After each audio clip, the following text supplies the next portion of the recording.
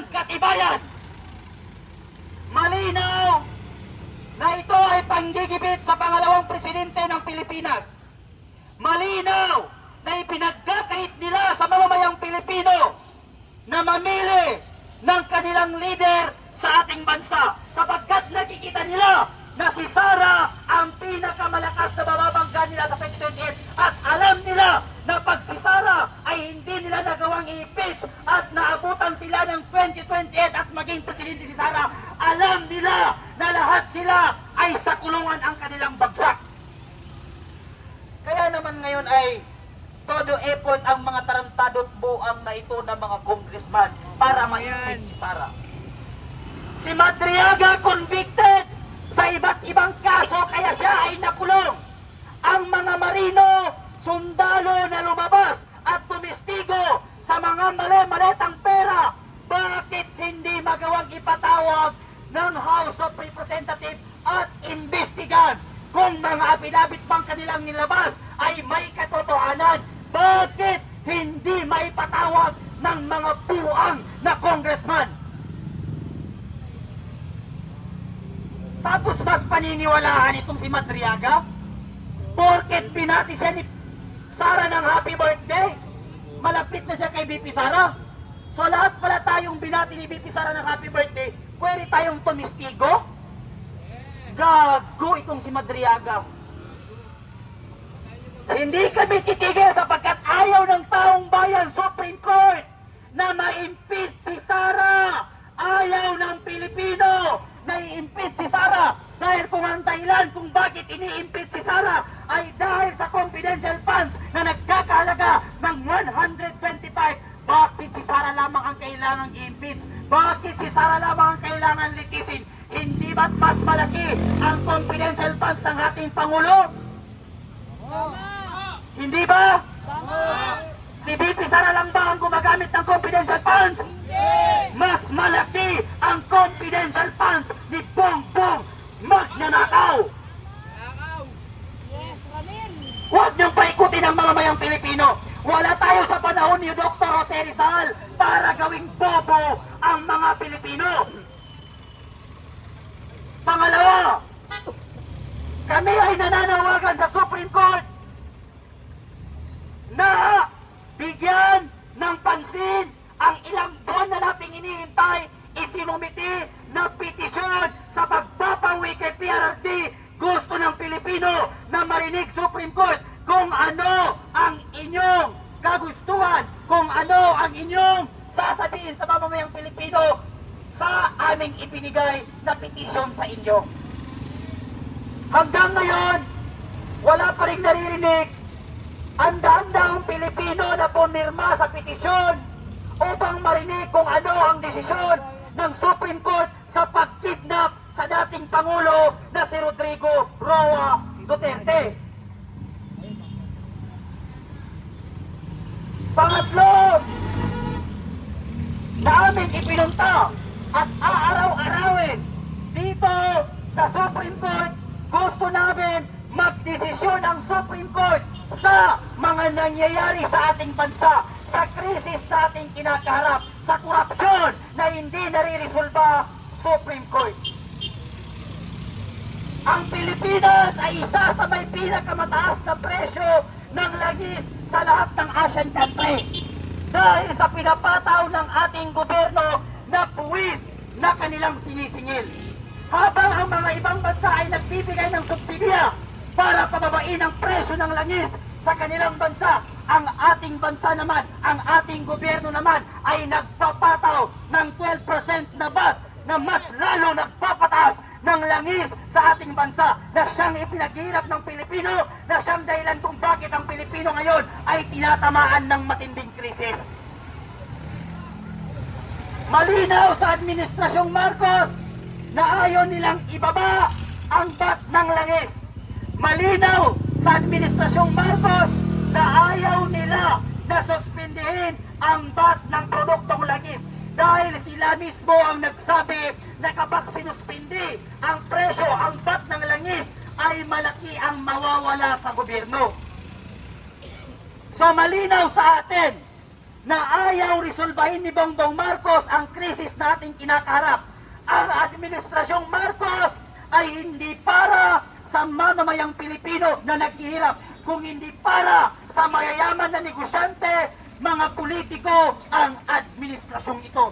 Hindi nila pinakikinggan ang sigaw ng ordinaryong Pilipino. Hindi nila niliresolba ang problema na ating kinakaharap, ang krisis na ating kinakaharap, at ang korupsyon ay pinapabayaan nila sa ating bansa. At mas pinaniniwalaan nila, mas pinakikinggan nila ang mga convicted sa kaso na si Madriaga kaysa sa 18 Marines noon na lumabas at nagdistigo na sila Marcos ay magnanakaw at totoong merong mali-malitang pera. Tama! Titigil ba tayo? Hindi! Titigil ba tayo? Hindi! Aaraw-arawin namin ang Supreme Court hanggat hindi kayo nagdidesisyon. At baka pangalawang araw, susunod na araw, magdadala kami ng tent at dito kami matutulog sa Supreme Court. Diyan sa gate, lagyan natin ng tent hanggat hindi magdidesisyon ang Supreme Court. Tama! Pag inabutan tayo ng ilang araw at hindi pa rin mag-issue ang Supreme Court, dyan tayo sa loob matulog. Yes! Yes! Pera naman natin ang nagpatayo sa mga yan eh. Tama! Saan kumukuha sila Bongbong Marcos ng sahod? Sa sambayanang Pilipino! Sa Pilipino! Saan kumukuha yung mga congressman ng sahod? Sa mga Pilipino. Palamunin ang mga politiko na yan, tandaan ninyo. Palamunin natin ang presidente, congressman, lahat ng politiko at opisyal ng gobyerno, palamunin ng taong bayan sapagkat buwis natin ang kanilang sinasahod. Tama! Hindi na ito ang panahon para tayo ay matakot sa gobyerno. Hindi na ito ang panahon para tayo ay magpaapi sa sindikatong gobyerno ni Bongbong Marcos. Matuto tayong lumaban at manindigan. Kung makulong tayo, okay man yun. Libre man ang pagkain sa loob. Hindi ka na magbabayad ng rent. Hindi ka na magbabayad ng tubig. Libre lahat. Ano ang problema sa loob ng kulungan? Di ba? Yes! Libreng pagkain, libreng tubig, hindi ka na magre-rent ng bahay. Kaya may kwarto man sa loob ng kulungan. Masikip. Masikip nga lang. Yung tae mo, nakakain mo. Pero pag mahirap ang nakulong, yung tutulugan niya, katabi ng CR niya. Pero pag politiko na kurakot ang nakulong, ang ganda ng putang inang kulungan. Naka-subdivision sila ilan nila May TV maggago. pa! May aircon pa! Anong sabi ni Luistro? Simple lang. Pag walang kaso, magpakita at sumagot. Bakyo, Luis. Sino pangalan nun? Luistro. Jinky. Anong sabi mo? What I did, tinago ko ang aking asawa. Kasi, ano? May kaso. May kaso. Tapos sasabihin mo, simple lang. Lumabas ka, magpakita at sumagot, samantalang asawa mo na kriminal, tinago mo. Huwag kami, Luisitro. Ano pangalan niya? Luistro. Luistro. Kahit pangalan ng mga sindikatong congressman, hindi natin nami-memorize.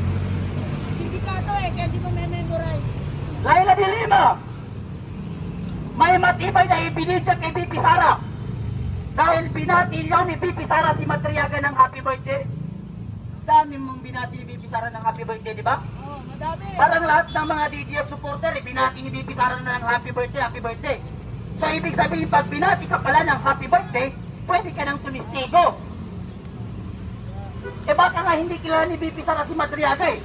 Baka nga pumunta lang sa Office of the Vice President at nanghingi ng panglibing ng lolo niya. Tapos nagpa-picture, sinabi niya, bagman ako ni BP. Fuck you talaga itong tarantado na ito. At ang nakakapagtaka, mas pinakikinggan pa ng House of Representatives ang convicted na yan kaysa sa 18 Marines na lumabas.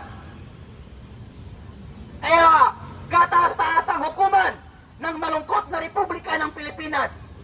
Kami ay nagsusumamo sa iyo. Kami ay nananawagan sa inyo na magdesisyon kayo na ipasura ang impeachment at tumugon sa petisyon sa pagpapawi, pagkidnap ni PRRD at resolbahin ng Administrasyong Marcos ang krisis at ipakulong ang mga politiko na sangkot sa nakawan. Dahil aaraw-arawin namin kayo, kakalagpakin namin kayo, pang-apat na araw na po namin ito, Supreme Court, kataas-taasang Republika, kataas-taasang hukuman ng malungkot na Republika ng Pilipinas.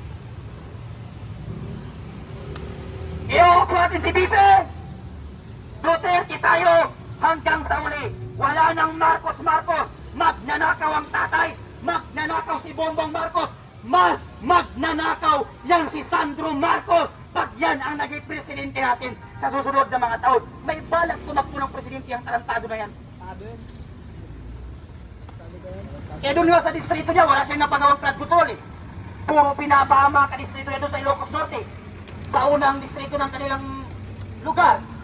Yung mga tulay, hindi tinapos. Di ba?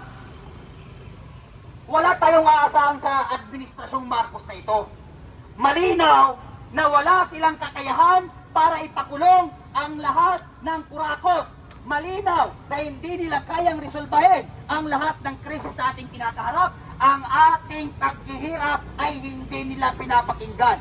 Mas pinipili nila ang mayayaman dahil ang administrasyong ito ay hindi para sa ordinaryong Pilipino, kung hindi para sa mga politiko. Sila lang din nagtatakipan, sila lang din nagnanakawan, at sila rin gumagawa ng kwento para pabagsakin si Sara Duterte sa mga mali-maling kwento at walang katuturang aligasyon sa ating presidente na si Sara Duterte. Lahat ng mga Duterte supporter Bongbong Marcos ay hindi ka kinikilalang presidente. Walang respeto sa iyo ang taong bayan sapagkat hindi mo nagagawa at nagagampanan ang iyong trabaho. Kaya hindi namin kasalanan kung bakit namin ka namumura sapagkat karapatan ng publiko na murahin ang mga public servant kapag hindi nila nagawa ng tama ang kanilang mga trabaho. Kaya ka tinawag na public servant dahil magsisirbisyo ka sa publiko, hindi para magpahirap at nakawan ang mga mamamayang Pilipino.